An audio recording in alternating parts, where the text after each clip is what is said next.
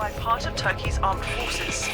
The reverberations are still rippling across Turkey after last month's failed military coup. The purges in the military, the police, in academia have been accompanied by a crackdown on the news media. So far, 16 television channels, 45 newspapers, 3 news agencies, and myriad websites have all been shut down. 62 journalists have been arrested with more warrants pending. The common thread here is the allegation that those journalists and news outlets are aligned with or sympathetic to the Gulen movement, led by a Turkish cleric in exile in the U.S., Fethullah Gulen. Gulen is a former ally of President Tayyip Erdogan, but that relationship went sour a few years back, and Erdogan now accuses Gulenists and their media outlets of trying to create a parallel state in Turkey and masterminding the coup attempt. Ultimately, this is a story about the threat to democracy in Turkey, which has proven to be very real, and the proportionality of the government's response to that threat. It also revealed that given a choice between a democratically elected government that has been very tough on the news media and a military coup, Turkish news outlets opted to back the former. Our starting point this week is Istanbul.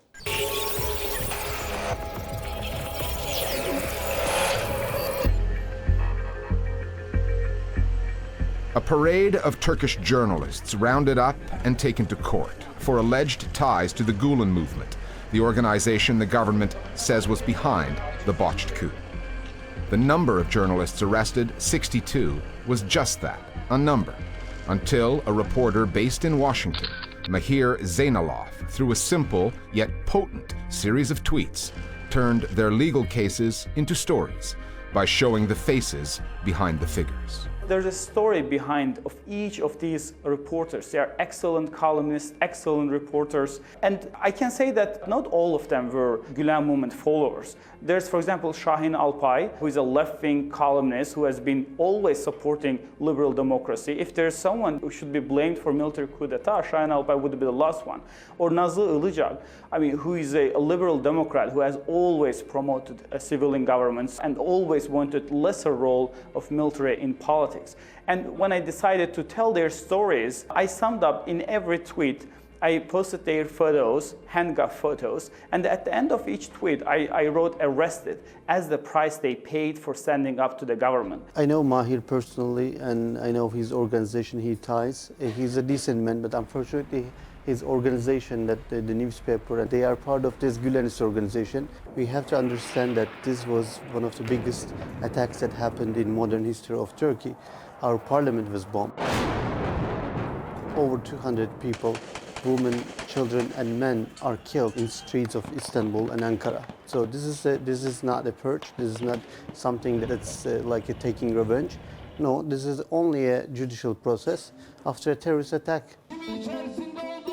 President Erdogan's accusations that Gulen-aligned media outlets are anti-democratic are not new. They've just intensified. For 4 years now, the government has been dismantling Gulen-aligned media, taking over some of those outlets, shutting others down. Their influence had already waned. Up until 2012, however, Gulenist media outlets and Tayyip Erdogan were working hand in hand.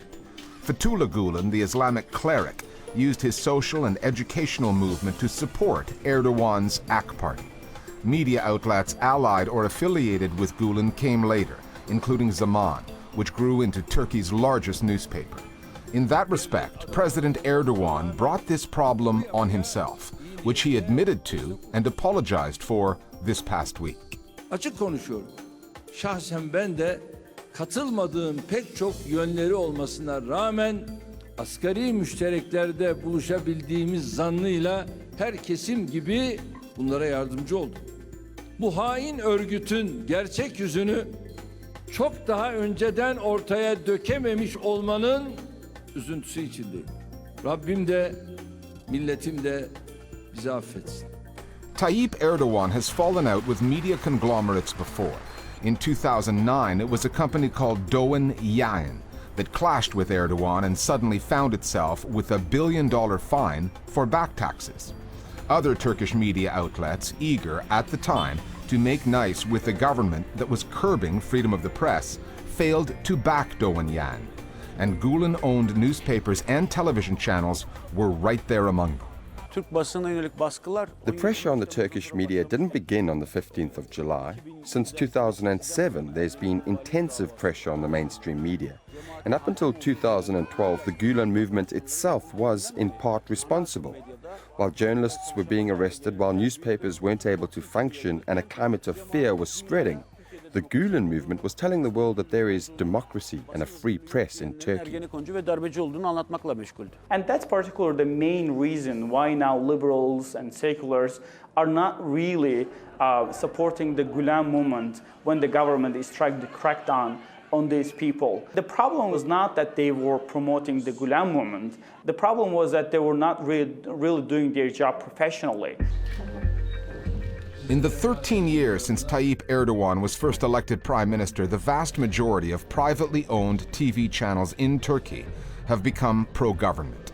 But on the night of the coup, even channels like CNN Turk, still owned by Doğan Yan, backed their democratically elected government over the plotters, who took over the state-owned channel TRT and reportedly forced this anchorwoman to read their statement at gunpoint.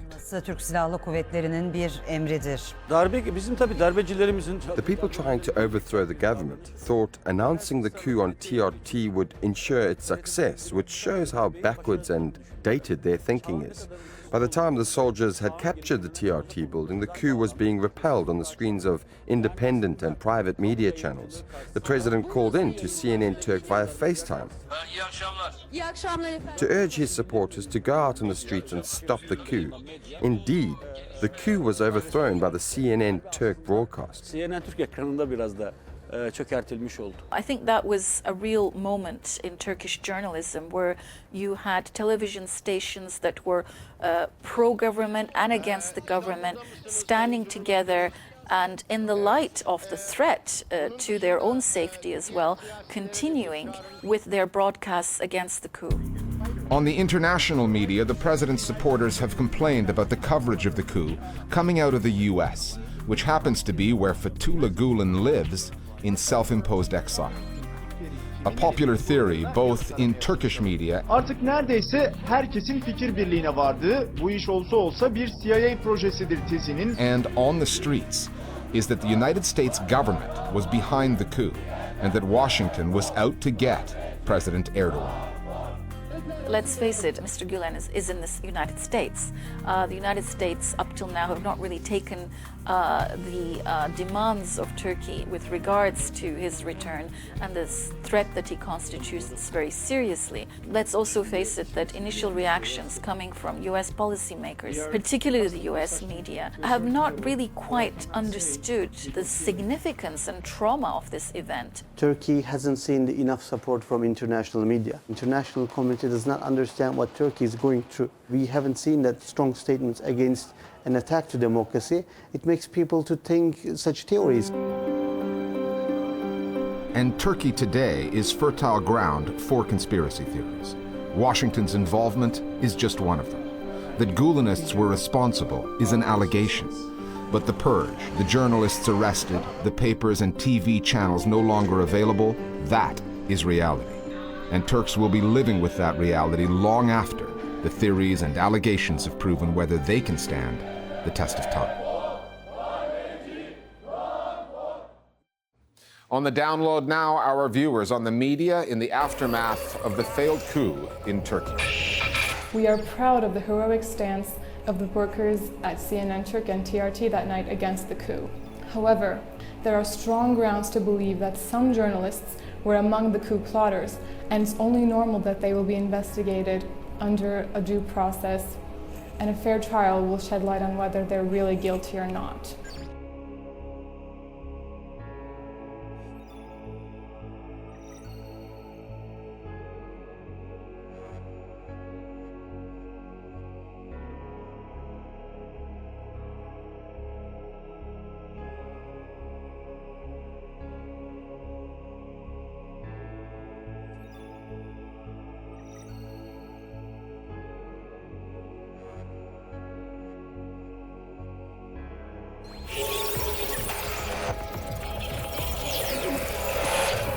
Other media stories that are on our radar this week. There's a new piece of legislation before the Israeli parliament pertaining to Facebook.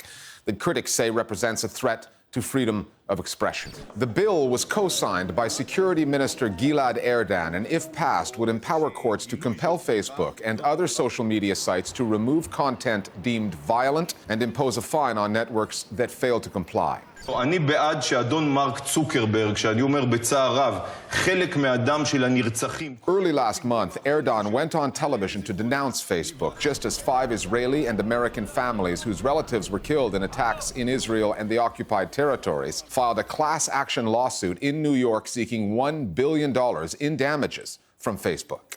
They argue the social network knowingly provided material support and resources to Hamas, facilitating this terrorist group's ability to communicate and carry out attacks. Facebook did not respond directly to the lawsuit, but has reiterated its policy, quote, "We urge people to use our reporting tools if they find content that they believe violates our standards, so we can investigate and take swift action."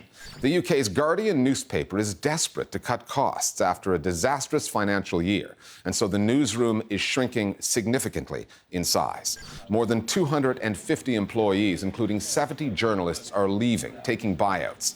They include Middle East editor Ian Black, who we've had here on the Listening Post, digital editor Matt Wells, and security reporter Richard Norton-Taylor. The Guardian Media Group, the paper's parent company, has announced a record loss of $230 million, raising questions about the Guardian's business model. The newspaper has long resisted going the paywall route, advocating free content instead, and then becoming the second most read online newspaper in the world. However, with Facebook and Google dominating the mobile ad market, plus the rise of ad blockers, The Guardian is now betting on a membership model, relying more and more on voluntary donations from loyal readers. And the jury's still out on that strategy. Journalists in Tajikistan have been advised to keep it simple, not by their editors, but by their government, which says it will fine them for using words that are, quote, incomprehensible to readers. President Emomali Rahman, who's held power there since 1992, has a thing about language, banning Russian as an official language in Tajikistan in 2009. His government also takes issue with the influence of Persian and Dari, spoken in nearby Iran and Afghanistan. This new ban on incomprehensible language, according to reports on Russian news sites, relates to words imported from Persian. The fines can run up to $100, which is the equivalent to the monthly wage there, and double for the organization those journalists work for.